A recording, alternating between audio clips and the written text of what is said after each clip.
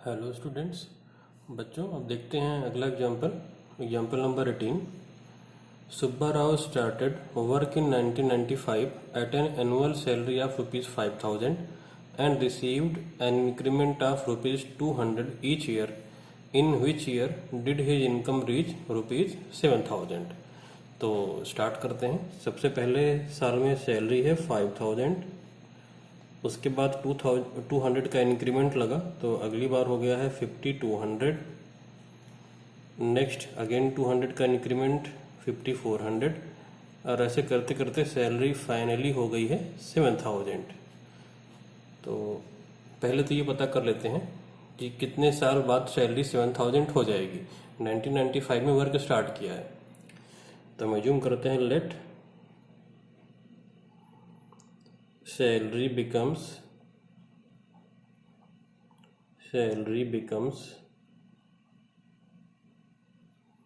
7,000 in n years। n years में salary 7,000, ये first year, second year, third year भी nth year. तो an हो जाएगा 7,000, तो a plus n-1 into D, ये हो गया है 7,000। a है 5,000 प्लस n-1, d है 200 इक्वल टू 7,000। 5,000 उधर जाके माइनस हो जाएगा तो n-1 इंटू 200 इक्वल टू ये हो जाएगा 2,000 और ये 200 डिवीजन में चला जाएगा तो n-1 इक्वल टू आ जाएगा 10 और n आ गया 11। तो मतलब 11 साल में सैलरी हो जाएगी 7,000। तो कौन सा ईयर होगा वो? In the 11th year salary becomes 7,000। तब वो ईयर कौन सा होगा?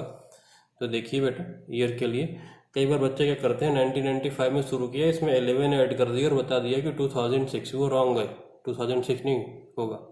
देखिए कैसे, 1995 पहला साल, अगला 1996 दूसरा साल, ऐसे करके हमको कौन सा ईयर पता करना है? 11th year. कौन सा ईयर? 11th year. तो A11 हो जाएगा 1995, A11 equal to a plus n-1 into d. D कितना है? 1। हर साल एक साल बढ़ रहा है ना, तो ये D1 है। तो A11 कितना हो जाएगा? 2005। तो मतलब क्या हुआ finally? In the 11th year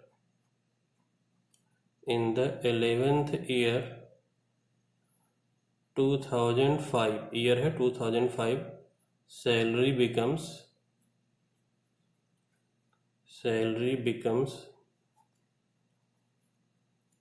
rupees 7,000। अब यहाँ पर एक प्रिकॉशन लिख लेते हैं।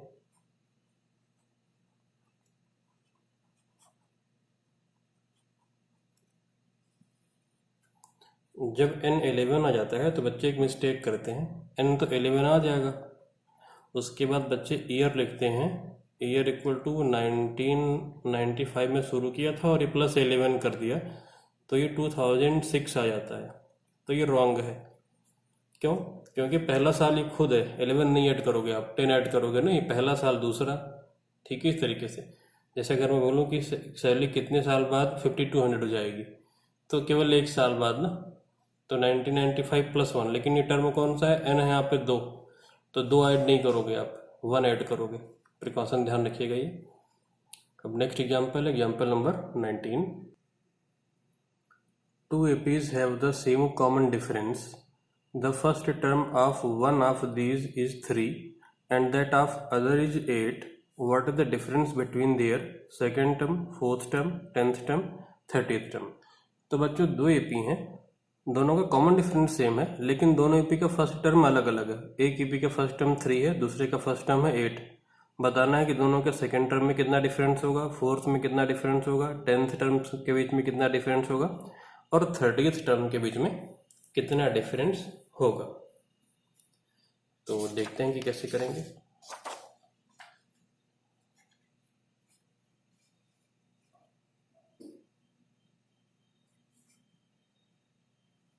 तो फर्स्ट AP लिखते हैं AP1, first AP, first term A plus D, A plus 2D,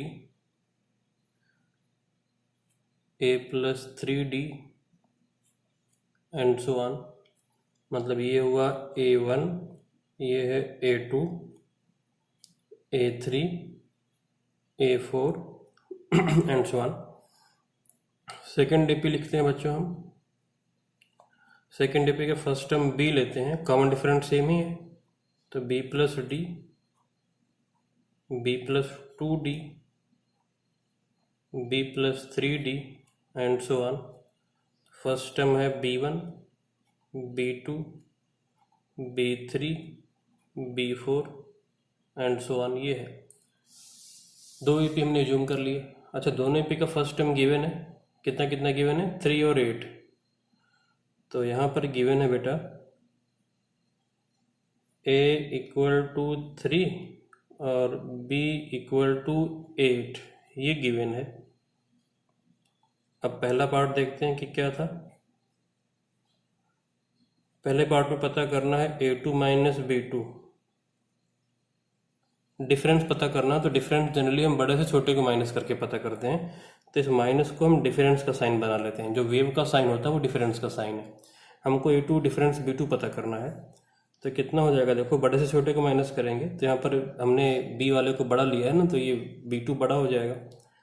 तो B2 कितना हो जाएगा, B plus D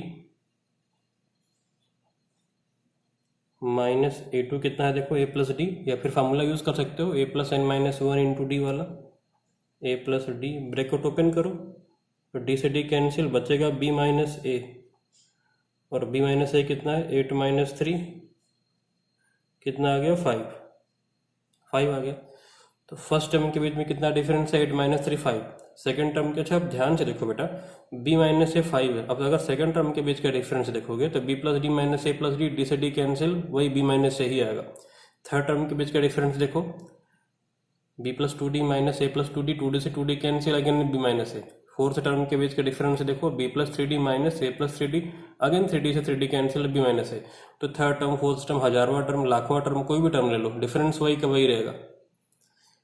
second term देख लेते हैं, सेकेंड पार्ट।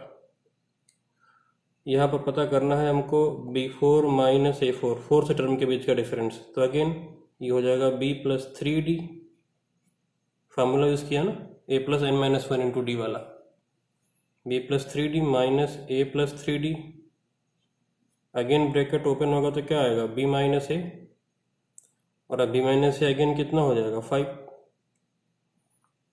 थर्ड पार्ट देखिए, यहाँ पर पता करना है टेंथ टर्म के बीच का डिफरेंस। तो ये हो जाएगा B plus 9D minus A plus 9D, again bracket open तो B माइनस A, ये कितना है, 5 है। Fourth part B30 minus A30, B plus 29D minus A plus 29D, bracket open होगा तो B माइनस A, और B माइनस A अगेन कितना है, 5। तो हर बार ये डिफरेंस कितना आ रहा है, 5 ही आ रहा है। टर्म कोई सा भी आप लो, डिफरेंस सेम का सेम ही रहेगा। So that A1, A2, A3 and so on form an AP where AN is, first part है AN equal to 3 plus 4n, second part है AN equal to 9 minus 5n। Also find the 15th term in each case. तो बेटा अगर ये A1, A2, A3 ऐसे करके term लिखे हैं तो हमें प्रूफ करना है कि ये AP है। अच्छा, पहले में AN है 3 प्लस 4n, तो पहले तो आप देख लो कि क्या जो ये AN equal to 3 plus 4n है, nth टर्म है किसी सीरीज का, क्या वो AP फॉर्म कर रहा है। तो ज़रा शुरुआत में ऐसे लिख के एनालाइज करते हैं, ठीक है। ये सोल्यूशन का पार्ट नहीं, केवल एनालाइज करने के लिए है, ठीक है। It is not the part of solution, only analyse करना है। तो अगर आप देखोगे फर्स्ट पार्ट में, तो A1 क्या हो जाएगा, A1 हो जाएगा 3 प्लस 4 7, n की वैल्यू 1 रख दिया है। A2 क्या हो जाएगा, n की वैल्यू 2 रख दो यहाँ पर, तो 8 + 3 11। A3 क्या हो जाएगा, अगर आप देखो तो n की वैल्यू 3 रख दो तो 12 + 3 15। A4 क्या हो जाएगा, n की वैल्यू 4 पुट करो तो 16 + 3 19। तो ध्यान से देखो 7 + 4 + 4 + 4, क्या ये AP फॉर्म कर रहा है? आंसर है यस, ये AP फॉर्म कर रहा है। लेकिन ये सोल्यूशन का तरीका नहीं है, बस ये केवल एनालाइज किया है हमने, ठीक है। और A15 क्या हो जाएगा, क्योंकि 15 से टर्म भी पता करना है, तो 3 + 4 × 15, तो 60 + 3, A15 क्या हो जाएगा, 60 हो जाएगा। ये बस एनालाइज किया है और नथिंग, ये एनालाइज किया है हमने, ये सोल्यूशन का पार्ट नहीं है। ये एनालाइज कर लिए कि हाँ ये AP जैसे तो कुछ लग रहा है। अब प्रूफ कैसे करेंगे, कोई भी सीरीज सीक्वेंस AP तब होता है, हमने बताया है, जब कॉमन डिफरेंस क्या हो, सेम हो, कांस्टेंट हो, n पर डिपेंड ना करे, मतलब नंबर ऑफ टर्म पर जब कॉमन डिफरेंस डिपेंड ना करे, ठीक है, तब सीरीज क्या फॉर्म करता है, AP फॉर्म करता है, अरिथमेटिक प्रोग्रेशन।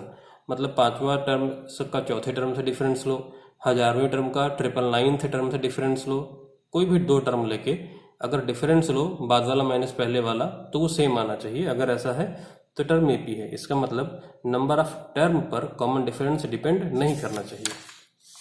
तो हमने कॉमन डिफरेंस के लिए जनरल फार्मूला पढ़ा था बच्चों, तो वही यूज़ करते हैं। तो D = हमने पढ़ा था AN - AN-1 कॉमन डिफरेंस के लिए। तो D हो जाएगा, AN कितना गिवन है, AN गिवन है, देखो बच्चों यहाँ पर 3 + 4n, कितना है, 3 + 4n,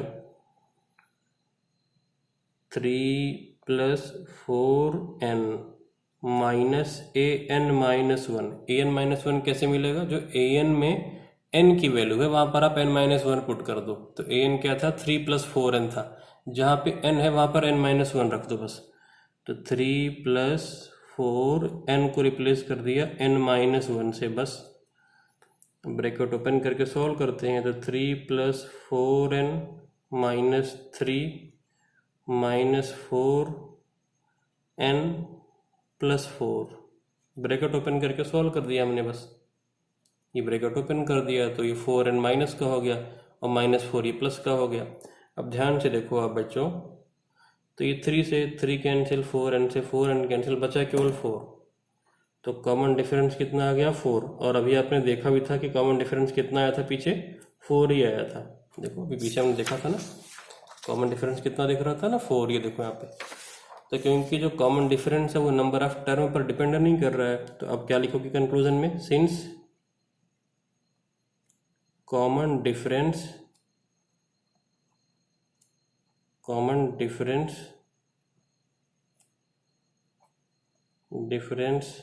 इज इंडिपेंडेंट ऑफ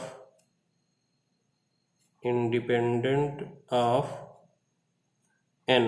मतलब ये हुआ कि जो कॉमन डिफरेंस है ना वो n से इंडिपेंडेंट है, मतलब नंबर ऑफ टर्म पर डिपेंड नहीं कर रहा है। Implies that AN = 3 + 4n is the nth term of an AP, is the nth term of an AP। इसलिए ये क्या फॉर्म करेगा, AP फॉर्म करेगा। सेकेंड पार्ट देखते हैं बच्चों। सेकेंड पार्ट है 9 - 5n, AN = 9 - 5n, AN = 9 - 5n। अब फॉर एग्जांपल अगर यहाँ पे जस्ट हम एनालाइज करें तब के लिए, ये सोल्यूशन का पार्ट नहीं है। अगर आप फर्स्ट टर्म देखो तो क्या हो जाएगा, 9 - 5 × 1 4। सेकेंड टर्म क्या हो जाएगा, 9 - 5 × 2, n की वैल्यू 2 रख दिए तो -10 हो जाएगा ना, तो -1। A3 क्या हो जाएगा, 9 - 5 × 3 15 हो जाएगा, 9 - 15 तो क्या आ जाएगा, -6। तो अब ध्यान से देखो, -5 सब में क्या हो रहा है, -5 हो रहा है। तो क्या ये AP है, आंसर है यस, AP फॉर्म करेगा क्योंकि कॉमन डिफरेंस -5 दिख रहा है। ये 15th पता कर लो आप, 9 माइनस 5 इंटू 15, 9 माइनस 75 कितना हो जाएगा, -66। 15th टर्म कितना हो जाएगा, -66। अब इसको भी हमें प्रूफ करना है कि ए पी है, तो हम अगेन ए एन तो पता ही है, ए एन माइनस वन लिख लो। ए एन माइनस वन कैसे मिलेगा, जहाँ पर एन है वहाँ पर एन माइनस वन पुट कर दो, 9 minus 5 into n minus one, d हो जाएगा a n minus one, nth term से उससे जस्ट पहले वाला टर्म माइनस कर दिया, तो ये हो जाएगा 9 minus 5n minus 9 minus 5 into n minus one, तो 9 माइनस 5n माइनस 9 और ये प्लस का 5 इंटू n माइनस वन, तो 9 से 9 तो कैंसिल ही हो गया। अब ये -5n plus 5n minus 5n से 5n कैंसिल हो गया, और कॉमन डिफरेंस तो -5 ही आना था, आपने देखा भी था यहाँ पे, तो डी आ गया -5। तो फिर से वही कहानी, since common difference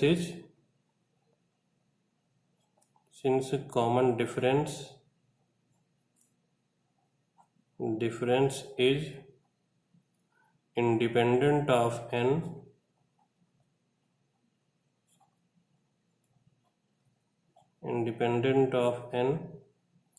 implies that an equal to 9 minus 5n is the nth term of an AP,